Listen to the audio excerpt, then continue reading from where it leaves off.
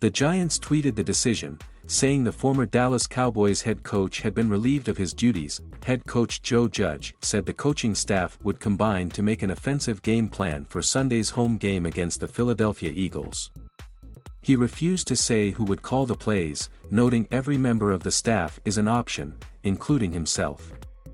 Garrett was hired last year shortly after Judge was named head coach. The Giants were embarrassed on Monday night, dropping a 30-10 decision to the Bucs.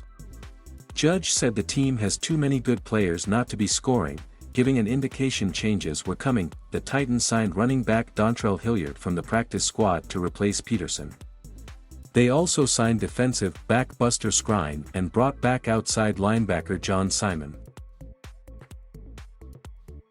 They also placed defensive back Chris Jackson and wide receiver Marcus Johnson on injured reserve. Johnson hurt his right hamstring in the first quarter of last week's loss to the Texans. The 25-year-old Cleveland native pleaded guilty last week to a misdemeanor charge of carrying a concealed weapon, according to Cuyahoga County court records. A 6-month jail sentence was suspended, and he was put on probation and ordered to pay a $1,000 fine.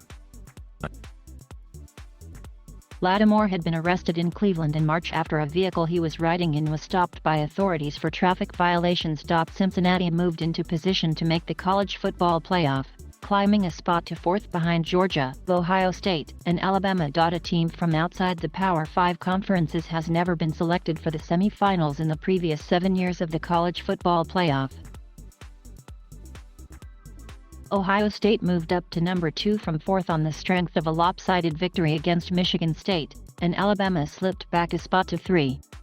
Oregon's loss to Utah cleared space in the top 4 and Cincinnati took it, moving up 1 spot. Heading into the final full weekend of games, one loaded with playoff and conference championship implications, Cincinnati has a realistic path to a playoff spot no matter what happens around the Bearcats.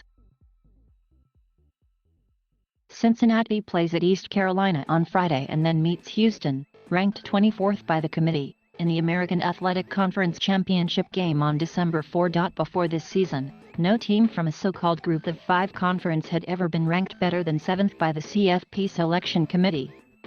Franklin and Penn State's Board of Trustees agreed to the terms, which include a yearly base salary of $7 million, retention bonuses of $500,000 each year and a $1 million annual loan for life insurance.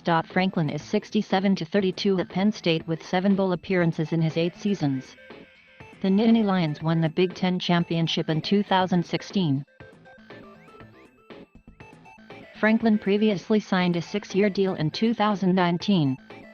The terms of that contract would have had him earn $5.75 million next season with a $250,000 raise each remaining year. The 27-year-old Frazier was the 5th pick overall in the 2013 amateur draft by Cleveland and a prized prospect when he was acquired by the Yankees in a July 2016 trade that sent reliever Andrew Miller to the Indians.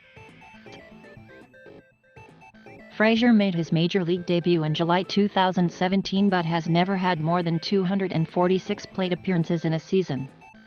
He hit .267 with 12 homers and 38 RBIs in 2019 but struggled with defense that was much improved by this season, when he hit .186 with 5 homers and 15 RBIs. He didn't play after June 30 because of what the Yankees described as vertigo-like symptoms.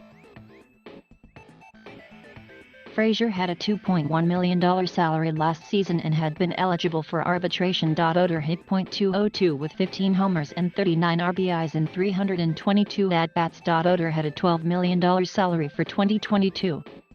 As part of his April trade from Texas, the Yankees are responsible only for next year's league minimum salary and the Rangers are responsible for the rest plus a $3 million buyout of his 2023 option. The tender deadline was moved from December 2 to November 30 at 8 p.m. The sports collective bargaining agreement expires December 1 at 11:59 p.m. and it's not expected that MLB and the union will agree on a new deal before then. A lockout and roster freeze could begin December 2. Teams have until the deadline to decide whether to offer 2022 contracts to players with fewer than 6 years of major league service, including those eligible for salary arbitration. The labor dispute could take months to resolve, and if the December 2 deadline passed during a roster freeze, Players not yet tendered contracts might not know if they'd become free agents until shortly before the start of the season. Point appeared to favor his left shoulder or arm after crashing hard into the end boards after being tripped in the third period of Saturday night's 5-3 loss to New Jersey. He hit the crossbar on the ensuing penalty shot and was able to finish the game, but sat out Sunday against Minnesota.